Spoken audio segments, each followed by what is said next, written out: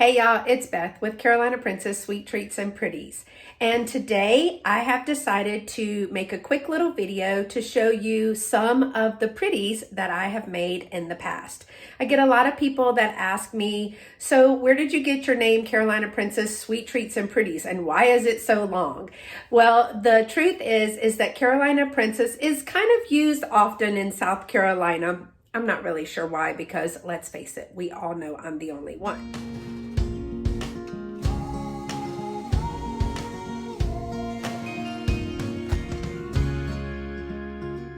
I said in my introduction video, I had made so many things and people would say, oh, that's pretty. That's so pretty. And then I also had my sweet treats. So hence Carolina Princess Sweet Treats and Pretties. But today the video is going to be just a series of pictures that's going to go by. Some of it is before and after. I may do some voiceover in it to let you know kind of what the process was in that. But I have a whole bunch more things to paint and I hope to take you on that adventure with me as I take trash or things that I've thrifted and turn it into treasure. So a perfect example is these three things here that is in my studio. I found those at Goodwill. They were 3 for $6, making them about $2 each. And I think I showed those in a haul video that I had, but I simply painted them up, distressed them a little bit, and voila, they're a pretty on my wall. So kick back and relax, and I hope you enjoy all the pretties. This was the very first piece of furniture that I flipped for a profit. And I think it turned out great. Ever since then, I've been hooked.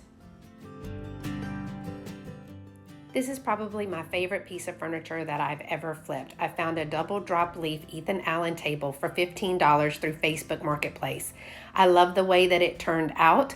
It is super shabby chic, and I love the elegance of the transfers that we put on it as well.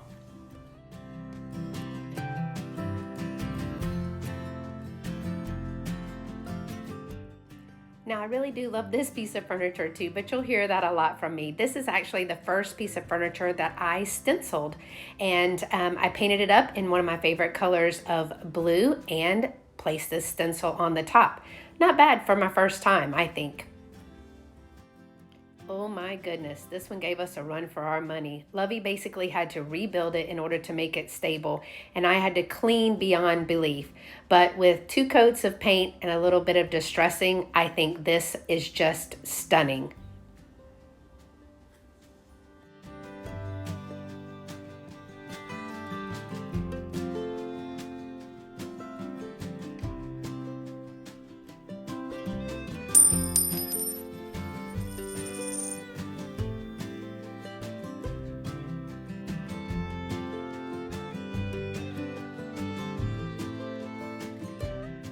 I absolutely adore this very large rocking chair. That was a total score. $20 from Facebook Marketplace, but now look at it. It's beautiful. My intention was to keep this piece to use for display in a show, but someone actually bought it at my show and I had to move everything off of it. These were a total give me. Somebody was throwing these away and I said, no way. With a lot of cleaning, getting all of the rust off of them and a little bit of spray paint, I had 2 beautiful planters. And can you imagine someone was throwing them away?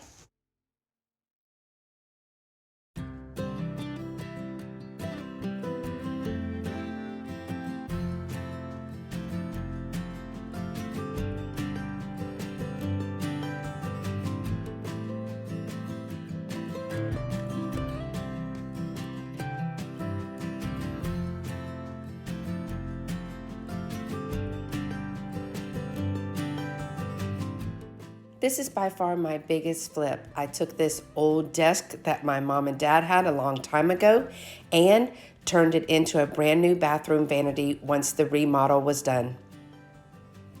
We also had to replace the vanity in my master bathroom, so I took a stock one, added some beautiful blue paint and some gold brushed hardware, and I love it.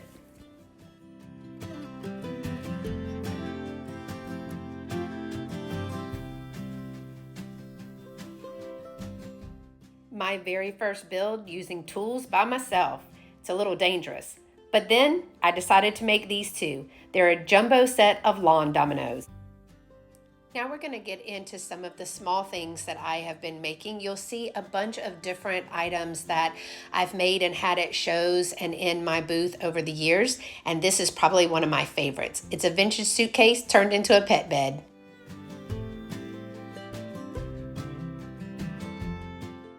This is one of those crazy bright ideas that I always have. We took an old wooden ladder and turned it into a wine glass and wine bottle holder.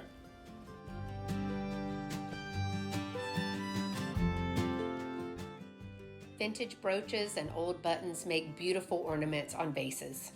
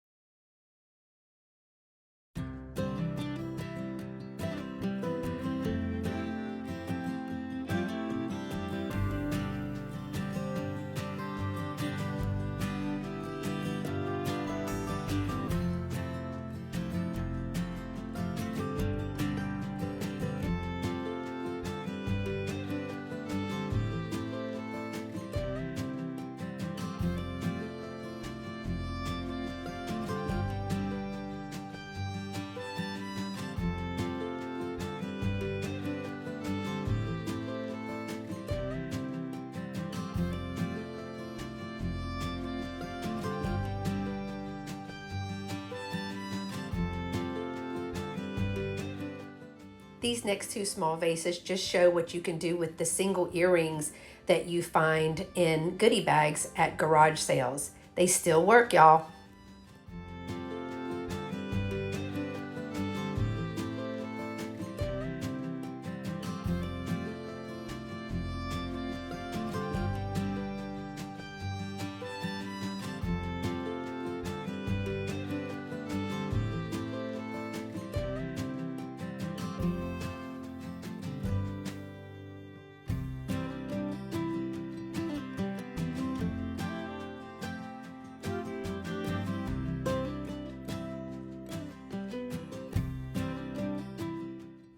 These wooden photo blocks have probably been one of my best sellers.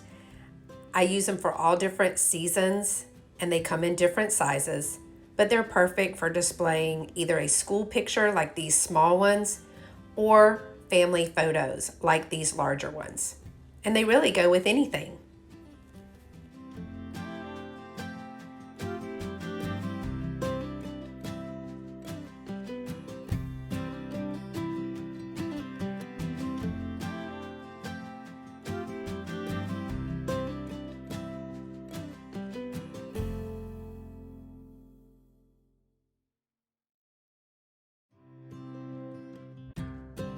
Believe it or not, this beautiful sign was made with an old wooden embroidery hoop. I first learned to make the deco mesh wreaths from my friend Joanne, and I just love the way that you can have them for all kinds of seasons. And they're just so full and beautiful. And why throw away a frame when you can paint it up, put some bows and flowers on it? Same for this shutter.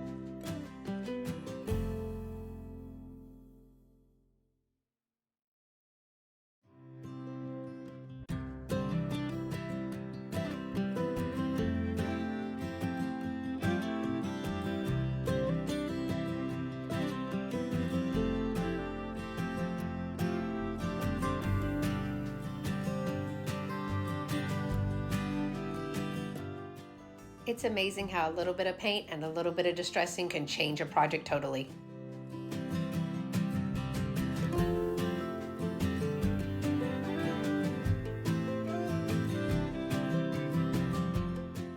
Here's an example of how I use old hymnals in my projects.